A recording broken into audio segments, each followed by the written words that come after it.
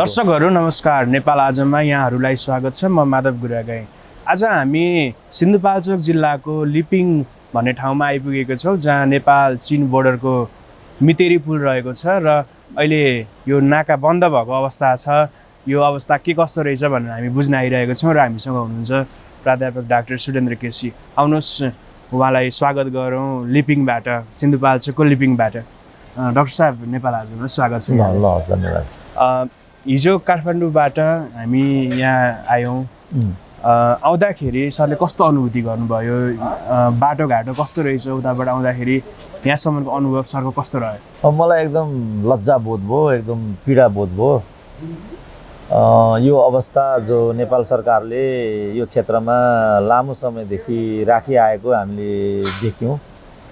त्यसप्रति मलाई एकदम खेदको भावना जाग्यो, किनभने यति स्रोत साधन युक्त यत्रो राजस्व भुक्तानी गर्ने यस क्षेत्रलाई नेपाल सरकारले यस्तो अस्तव्यस्त र दिनहीन अवस्थामा राखी छोड्नु मलाई लाग्छ कुनै शब्दबाट पनि व्यक्त गर्दा त्यो खेदजनक कुरा हुन्छ। जति असजिलो र अप्ठ्यारो मैले यस क्षेत्रका जनताको देखेँ, यति अप्ठ्यारो र असजिलो त अन्त पनि होला, तर यति सुगम ठाउँमा यति राजस्व इत्यादि भुक्तानी गर्ने नाकालाई मित्र राष्ट्र चीनले चाहिँ निकै लामो समय निर्माण गरिदिएको यस सडकमा दोहोऱ्याएर नेपाल सरकारको यसमा हात परे जस्तो मलाई लागेन र यो कुनै एउटा दुर्गम ठाउँ जस्तो मैले यो देख्दाखेरि मलाई एकदमै अब यहाँका मान्छेको अवस्था यो भूकम्पको कारणले भन्ने छ। कयौँ घरहरू विस्थापित छन्।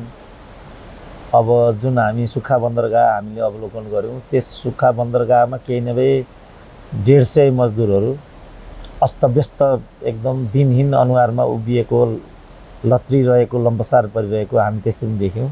किनभने त्यो बन्दरगाह लामो समयदेखि अवरुद्ध छ। यो जुन मितेरी पुलबाट हामीहरू बोलिरहेका छौँ, यसबाट आवागमन शून्य जस्तो नै छ। यसको असर आम जनतामा परेको भन्ने कुरा प्रष्टै छ, किनभने मैले कमसेकम 2 वर्ष 3 वर्षदेखि नै यो आवाज अनुमानको भरमा त्यस क्षेत्रका जनतालाई यसले नराम्रो पीडा दिएको होला। यो एक प्रकारको लाइफ लाइन थियो, यो काठमाडौँसँग जोड्ने इलाका। यसबाट मलाई लाग्छ अरबौँको व्यापार हुन्थ्यो होला यहाँ। अब त्यो अरबौँको व्यापार शून्य भएबाट त्यसले जो जनजीवनमा पार्ने असर र प्रभाव हो, त्यसले एउटा भयावह स्थिति होला भन्ने मेरो एउटा सामान्य अनुमान थियो।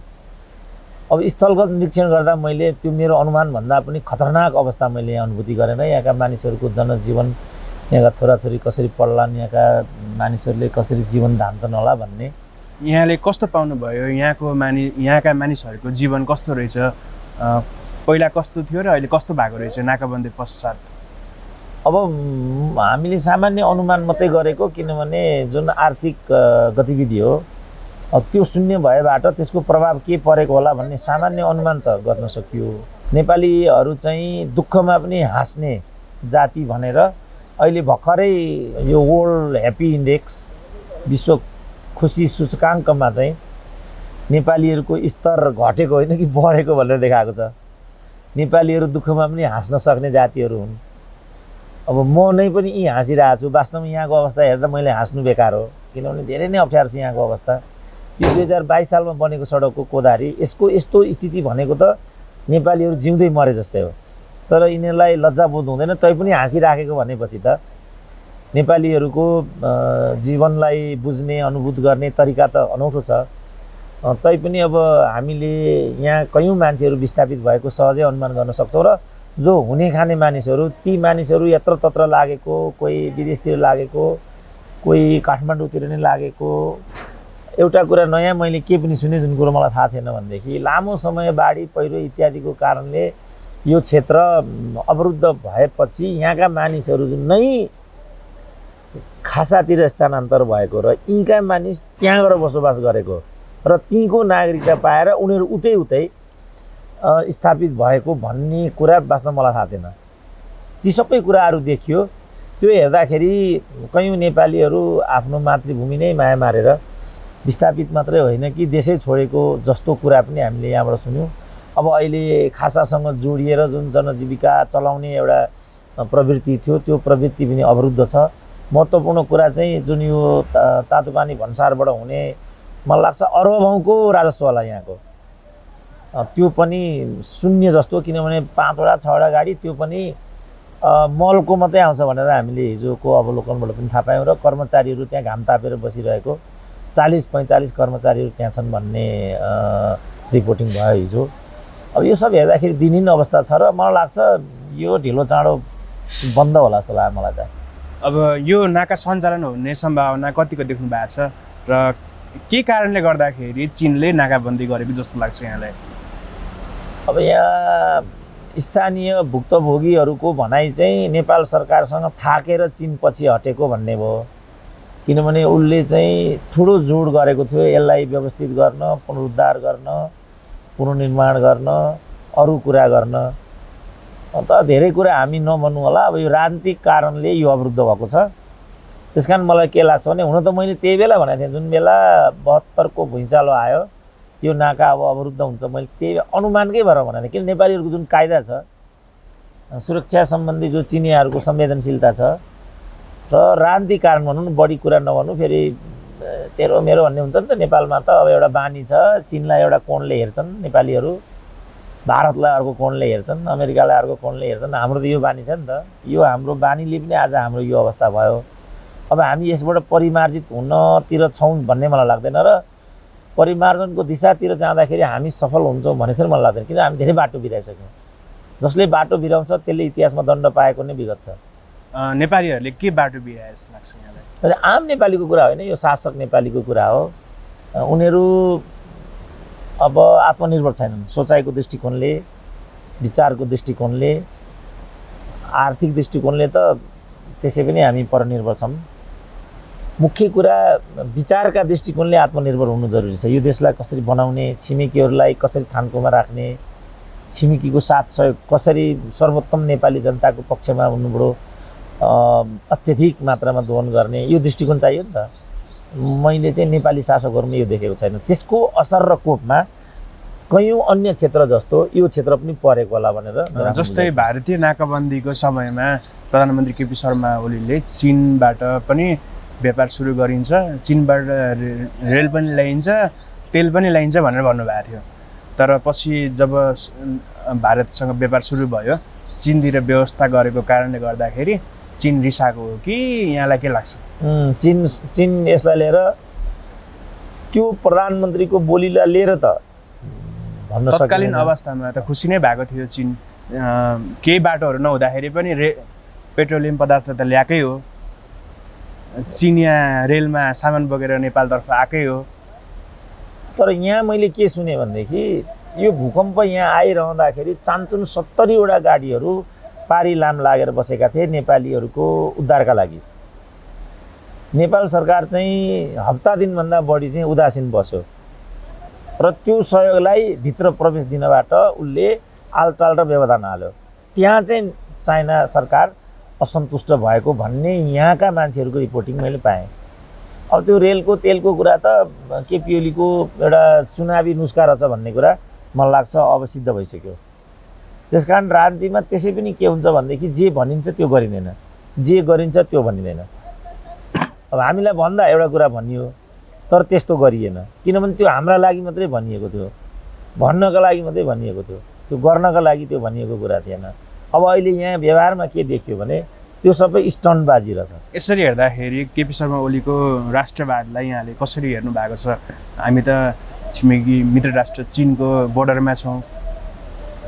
अब केपी ओलीलाई राष्ट्रियताबारे नआउने छ जस्तो लाग्दैन मलाई। केपी ओलीले त्यो एउटा भाषणबाजीको रूपमा राष्ट्रियतासँग सम्बन्धित कुराहरू बकेको मात्रै हो। वास्तवमा राष्ट्रियता के हो, राष्ट्रवाद के हो, देशभक्ति के हो, त्यो कस्तो हुन्छ भन्ने व्याख्या नै केपी ओली गर्न सक्नुहुन्छ भन्ने मलाई लाग्दैन। अब त्यसलाई अलिकति बुझ्ने प्रचण्ड नै हो, तर उहाँले पनि राजनीतिक रूपमा आफूलाई ठिक तरिकाले अगाडि बढाएको देखेनौँ हामीले। एउटा मुलुकले चीन भनेको त एउटा $13 ट्रिलियन इकोनोमी हो, भारत $3 ट्रिलियन इकोनोमी हो, करिब 3 होला, 2 point समथिङ छ। नेपालले के गल्ती गर्यो? सानो मुलुक, अब हामी त हैसियतै के छ र यसरी मानवता विरोधी गतिविधि चीनको तर्फबाट नाका नै बन्द गरिदिन मिल्छ त? होइन, उसले चाहिँ अब चीन भनेको कस्तो हो भने हामी जस्तो पेटपाला देश होइन चीन। ऊ त एउटा विश्व शक्तिको यात्रामा निस्केको महाशक्ति हो ऊ त। अब हामीले माने पनि नमाने पनि गत वर्षसम्म चीन चाहिँ विश्वको नम्बर 3 इकोनोमी थियो। नम्बर 1 अमेरिका हो, नम्बर 2 जापान हो। अब ऊ नम्बर 2 मा त गइ नै सक्यो र बाई 2030 ऊ 1 मा जाने भन्ने छ।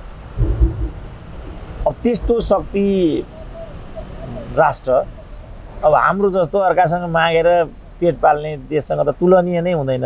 यस्तो अवस्थामा हामीले स्वयंलाई कसरी व्यवस्थित र चोखो निकाल्ने भन्ने सोच त हामीसँग हुनु पर्यो नि। चीन भारत भन्ने कुरा होइन के हो। हामी त स्वतन्त्र मुलुक हौँ, न चीन न भारत। हाम्रो त्यो कुरा होइन। हाम्रो समदूरीय नीति, इक्विडिस्टेन्स, हाम्रो लागि मित्र राष्ट्र भारत पनि मित्र राष्ट्र, चीन पनि मित्र राष्ट्र होइन। यस्तो बेलामा चीनसँग जोडिएको क्षेत्रलाई चीनको आर्थिक लाभबाट लाभान्वित गराउने, भारतसँग जोडिएको क्षेत्रलाई भारतबाट लाभान्वित गराउने, यो हो नि त नीति हुनुपर्ने हाम्रो। अब यसमा हामी व्यवस्थित गर्न सक्दैनौँ भने चीन भारत भन्ने कुरा हुँदैन। कसरी यसलाई हामीले नै नेपाल र नेपालीको सर्वोत्तम हितमा प्रयोग गर्न सक्ने हुनुपर्ने कुरा त यो हो नि त। अब यो दृष्टिकोण हाम्रा शासकहरूमा छ कि छैन भन्ने कुरा हो। हाम्रा जुन लुटे शासकहरू छन् ती शासकहरूमा यो चिज छैन भने जस्तो मलाई लाग्छ। किनभने अब यहाँ त 8 क्लास पढेको मान्छे परराष्ट्र मन्त्री हुन्छ, 3 क्लास पढेको मान्छे अर्थमन्त्री हुन्छ। यस्ता लठुवाले त कसरी देश बनाउन सक्छन् त? त यो भारत चीनको कुरा होइन नि। राइट मेन राइट प्लेस त हामीले गर्नुपर्ने। चीन परराष्ट्र मन्त्री पनि भारतले नियुक्ति गर्छ। जस्तै उदाहरणको लागि यो प्राय यसो हेर्दाखेरि बन्द जस्तै छ, करिब करिब बन्दै छ। यो बन्दै छ, यो खुला भने यो बन्द छ, खुला भन्नै सकिँदैन, यो बन्द छ। यो यस्तो अवस्था छ। अब यसरी बन्द भएको भए भारततर्फको नाका नेपालीको अवस्था के हुन्थ्यो? अब त्यो भएको भए त बन्दलाई त हामी युद्ध भन्छौँ। अब हामीले भारततिरको बन्दलाई त्यसरी नै व्याख्या गरेको, त्यो मैले नै व्याख्या गरेको कुरा हो। अब हामीले यहाँ त्यो बन्दको अवस्था देख्यौँ। तर एक प्रकारले हाम्रो मौनता जस्तो छ यसलाई लिएर। यो मलाई नै थाहा थिएन कि यहाँ यस्तो अवस्था छ।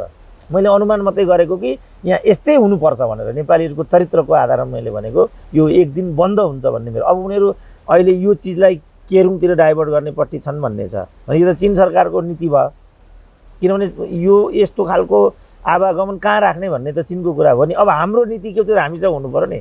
त यो सडक हेर्दाखेरि हाम्रो नीति हाम्रो अनुकूल छैन र हामी नेपाल र नेपालीको पक्षमा छैनौँ भन्ने कुरा यो सडक हेर्दा देखियो। अब यो पनि चीनकै टाउकामा हालिदिउँ भने त फेरि त्यो कायरता हुन्छ। हाम्रो तर्फ नेपाल तर्फमा यो संरचना जुन छ यो चाहिँ एकदमै राम्रो संरचना हो। किनभने यो केरुङको उता रसुवातिरको हेऱ्यो भने त्यहाँ त योभन्दा धेरै नराम्रो छ। यो त सुगम हो। जस्तै हामी उताबाट बाटोबाट आयौँ, धेरै बाटो पिच पनि थियो, त्यत्रो ठुलो संरचना बनेको छ, भन्सार कार्यालय, ड्राई पोर्ट बनेको छ, त्यहाँनिर 100औं कन्टेनर स्टोर गरेर राख्न सकिन्छ। त्यो हेर्दाखेरि त उताको भन्दा यो त धेरै सुगम हो। तर नेपाल सरकारको पनि निकै लगानी भइसकेको छ यहाँनिर। नेपाल सरकारको पनि लगानी भइसकेको अवस्थामा विकट ठाउँमा स्थानान्तरण गर्न खोजिरहेको छ चीनले। यसको अर्थ के हुन सक्ला? होइन, यो हिजो तपाईँले भनेको हिजोको अवस्था हो। हिजो यो सुगम हो र हिजोको सरकारको नीति हो। यो राजाको सरकारको नीति हो। यो जुन बेला यो ठाउँ चाहिँ फटाइल थियो, तपाईँले भने जस्तो सुगम पनि थियो। अब चीन सरकारले यो बिन्दुलाई चाहिँ केरुङतिर लान खोज्दैछ र जुन विकटताको तपाईँले कुरा गर्नुभएको छ त्यो हिजोको केरुङको कुरा हो। अब ऊ सिगाचेसम्म त रेलवे आइसक्यो, त्यसलाई धेरै चाँडो ऊ केरुङ ल्याउन खोज्दैछ। त्यसलाई अगाडि बढाउनको लागि ऊ यहाँबाट डाइभर्ट हुन खोज्दैछ। यो चाइनाको पोजिसन हो। अब हाम्रो के हो त त्यसो भने? हामी के चाहन्छौँ? यो क्षेत्रलाई हामी कस्तो राख्न चाहन्छौँ? यसको अनुहारबाट हामीले के देख्यौँ भने हामी लाचार छौँ भन्ने कुरा हामी यसबाट देख्यौँ। हामीसँग केही नीति छैन भने देखियो नि त।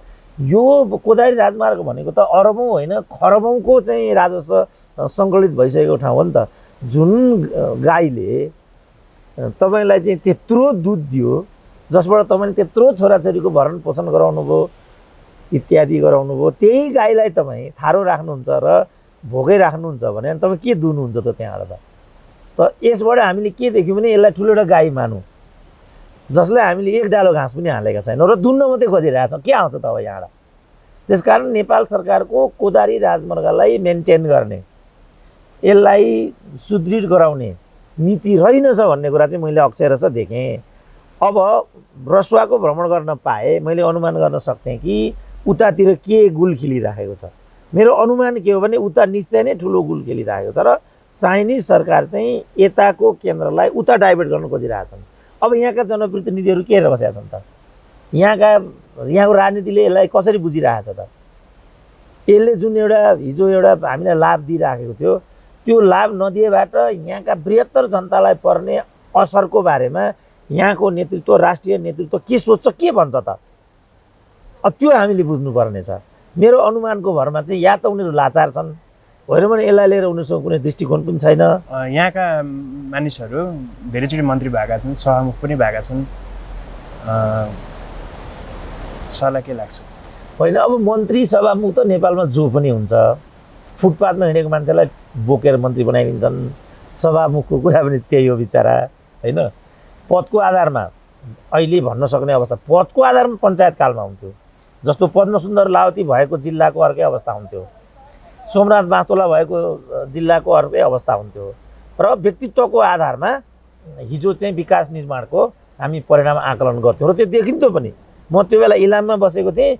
इलामतिरको सडक र विद्युतीय व्यवस्थापन एकदम पछाडि थियो। जस्तो इलाममा 4 घन्टा बिजुली दिन्थ्यो, राति 6 बजेदेखि 11 बजेसम्म डिजेल प्लान्ट थियो। तर 5 थर जोडिएको जिल्ला हो, त्यहाँ चाहिँ हाइड्रो बनिसकेको थियो।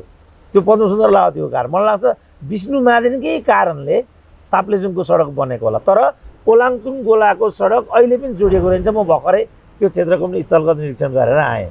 किनभने लाचार नेतृत्व अहिले हामीसँग त्यसपछि भयो। विष्णु महादेव जतिका नि भएन नि उनीहरू। त व्यक्तित्वको आधारमा विकास निर्माणमा ठुलो प्रभाव पर्छ भन्ने कुरा हाम्रा अनेकौँ दृष्टान्तहरू दिएका हुन्छन्। अब यहाँ अहिले त्यस्तो खालको नेतृत्व देखिँदैन। नेपाल सरकार त लाचार भयो, नेताहरूको पनि नेतृत्व क्षमता भएन। एउटा नेपाली नागरिक भएर यहाँले चीन सरकारलाई चाहिँ के अनुरोध गर्न चाहनुहुन्छ? होइन, अब मैले यहाँ सुनेसम्म चीन सरकारले यसमा केही कुछ गर्ने प्रस्तावहरू पठायो। सडक स्तरोन्नतिमा पनि उसले प्रस्तावहरू पठायो। उच्च शिक्षाको लागि पनि लगानी गर्छु भन्ने प्रस्ताव आयो भनेर मैले सुने। भूकम्पको बारेमा मैले भने त्यो बेला हप्ता दिनसम्म 75वटा गाडी ट्याङ्कर सबै लिएर यहाँ उसले चाहिँ डोजर स्काभेटर पारी राख्यो। तर यहाँ प्रवेश गर्न दिएन र नेपाल सरकारको स्वीकृति नआएपछि उसमा फ्रस्ट्रेसन गयो भन्ने मैले यहीँ आएर सुने। यो मलाई थाहा थिएन। अब यो हो भने त के गर्न सक्छ? ऊ त परराष्ट्र हो। आन्तरिक मामलामा जबरजस्ती आएर उसले विकास निर्माण गरिदिने भन्ने कुरा हुन्न। त्यसपछि ऊ यसलाई लिएर फ्रस्ट्रेट छ अरे भन्ने कुरा यहाँका जनताहरूको मैले प्रतिक्रिया पाएँ। अब यो कति सत्यसँग मिल्छ, कति यसमा बढाइ चढाइ छ, त्यसलाई चाहिँ दाँजेर हेर्ने अवसर हामीलाई मिलिरहेको छैन। किन हामी आधिकारिक व्यक्ति पनि होइनौँ, अनाधिकृत व्यक्तिले यो सब कुरा थाहा पाउने भन्ने कुरा पनि। तर जस्तो अवस्था भए पनि उताबाट जति धेरै सद्भाव भए पनि व्यापारै बन्द हुनु भनेको त पेटमा लात हान्नु नि हो नि, होइन र?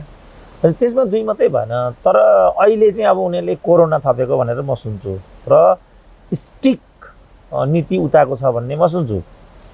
अब मलाई लाग्छ कोरोनाले मात्रै उनीहरू त्यहाँ छैन। अघि मैले भने नि रसुवातिर यहाँको आवागमनलाई उनीहरू डाइभर्ट गर्न चाहन्छन् जस्तो त्यो मलाई लाग्छ। किनभने उसको पनि त व्यापारिक स्वार्थ त यसमा गाँसिन्छ नि त। हाम्रो मात्रै पेटमा त लाभ जाँदैन, उनीहरूका पनि त। किनभने यहाँ त खरबौँको व्यापार हुन्छ यो एरियामा त यो किन उनीहरूले चाहिँ यसलाई रोकिराखेका छन् त भन्दा दुवैतिर पेटमा लात हान्ने काम भयो भनेपछि यसमा सत्य कति हो हामीलाई चाहिँ चाहियो त्यो। अब नेपाल सरकारको लाचारीले मात्रै त्यो भएको हो कि चिनिया सरकारको यसमा कुनै आशय पनि छ त्यो हामीलाई थाहा छैन। मैले देख्दाखेरि नेपाल सरकारको लाचारी र व्यवस्थाले यसमा काम गरेको हुनुपर्छ, अनुमान मात्रै है। अब चीन यसमा के चाहन्छ? किनभने ऊ त व्यापारी, अब ओबिआरकै बिआरआईकै कुरा गरौँ न हामी, होइन? ऊ एकातिर चाहिँ व्यापार चाहिँ गहिरो गरी विस्तारित गर्न चाहन्छ भन्ने उसको बिआरआई पोलिसीले भन्छ। विश्व व्यापार सङ्गठनको सदस्य राष्ट्र दुईटा नेपाल र चीन दुवैजना सदस्य राष्ट्र छन्। यसरी नाका बन्द नै गर्न त कानुनी रूपमा पनि मिल्दैन होला नि। होइन, अब अहिलेको जुन कोरोनाको काल छ नि त, त्यो कोरोना कालसँग जोडिएको हो कि उसको त्यो भूकम्प पछाडि नै त बन्द छ, कोरोना त बहानामा। अब अहिले कोरोनालाई बहाना बनाएको भनेर सुनिन्छ र एकदमै कडाई भन्ने सुनिन्छ, हो कि होइन? अब जस्तो इन्डियातिरको नाका खुला भयो भनेर हामी कराइरहेका छौँ उहाँ, अहिले इन्डियामा कोरोना बढेको भन्ने छ, किन नेपाल सरकार उदासीन भनिरहेको छौँ हामी। अब यहाँ अनुदारता छ भनेदेखि फेरि यहाँ किन अनुदारता भन्ने भने यो पनि बेकुफ रहेछ भन्दैनन् सुन्ने मान्छेहरूले। त्यस कारण त्यो बेकुफी चाहिँ हामीले गर्नु हुँदैन। कोरोनालाई लिएर एउटा नीति हुनुपर्छ विश्वव्यापी नै। यो कोरोना भनेको त मानिसको जीव ज्यानसँग जोडिएको कुरा हो नि, होइन? यस्तोमा खेलबाड गर्नु त्यसै पनि अनुचित हुन्छ। तर त्यसको नाममा फेरि अन्य खालका व्यवधान जसले गर्दा फेरि जनजीवनमा अर्को प्रकारले घातक असर पर्छ भने त्यो खेलबाड पनि कसैले गर्न पाएन। कोरोनाको नाममा दुःख दिने कुरा त त्यो पनि उचित हुँदैन। तर ठ्याक्कै हामीलाई चाहिँ के हो सरकारको, नेपाल सरकारको के नीति हो, चीन सरकारको के नीति हो, ठ्याक्कै त्यो चाहियो। अनुमानको भरमा चाहिँ चाहिने भन्दा बढी भन्यो भने फेरि दुईटै सरकारलाई यहाँले के अनुरोध गर्न चाहनुहुन्छ? म के अनुरोध गर्न चाहन्छु भने चाँडोभन्दा चाँडो नीति स्पष्ट पार्नुपर्छ र यो जो नाका छ यसलाई चाहिँ खुला गर्नुपर्छ। यसले गर्दा हिजो हामी 100जनाभन्दा बढी मजदुरहरूको जुन ड्राई पोर्ट छ, तातो पानी, ती मजदुरहरू त बिचरा त्यही ड्राई पोर्ट का मजदुरहरू हुन् नि त। यो नाका बन्द भए पछाडि यहाँको अवस्थामा कस्तो परिवर्तन आएको यहाँले अनुभूति गर्नुभएको छ? होइन, यहाँ त उनीहरूको आर्थिक रूपमा मलाई लाग्छ उनीहरू चाहिँ डिप्रेसनमा नै गइसके। किनभने उनीहरूको त वैकल्पिक आधार छैन नि, कहाँ जाने त वैकल्पिक आधार खोज्न? उनीहरूको त जीवन मरण नै त्यही ड्राई पोर्ट हो, यही नाका हो। यहाँको अन्य आर्थिक सुशासनको सुसञ्चालनका लाइफ लाइनहरू नै यही नाका हो। अब यसलाई अवरुद्ध गरेपछि त बाँच्ने उपाय केही पनि भएन नि मान्छेको। त्यसकारण मेरो आह्वान के छ भने दुवै सरकारलाई चाँडोभन्दा चाँडो यसलाई लिएर एउटा नीति बन्नुपर्छ र आश्वस्त पार्नुपर्छ। यो कहिलेसम्म जाने हो, किन जाने हो, मैले देख्दाखेरि अलिकति खुला गर्नुपर्छ र यहाँको जो आर्थिक एउटा जनजीवन छ त्यसलाई सुचारू गर्नुपर्छ। हामीहरू जस्तो मान्छेले यहाँका जनताहरूको हितको लागि भन्नुपर्ने कुरा चाहिँ मैले त त्यही नै हुन्छ। समय दिनुभयो, हामीसँग यहाँ आइदिनु भयो, सल्लाह धेरै धन्यवाद। ल, तपाईँले पनि यहाँसम्म आउने, यो क्षेत्र अवलोकन गर्ने एउटा वातावरण जुटाउनु भयो, त्यसको लागि नेपाल आजलाई म पनि धन्यवाद दिन चाहन्छु। एक्सक्लुसिभ इन्टरभ्यू, रोचक र ज्ञानवर्धक सूचनाका लागि नेपाल आज सब्स्क्राइब गर्नुहोस्। हाम्रा भिडियोहरू सुरुमै हेर्नका लागि क्लिक गर्नुहोस् यो घन्टीमा।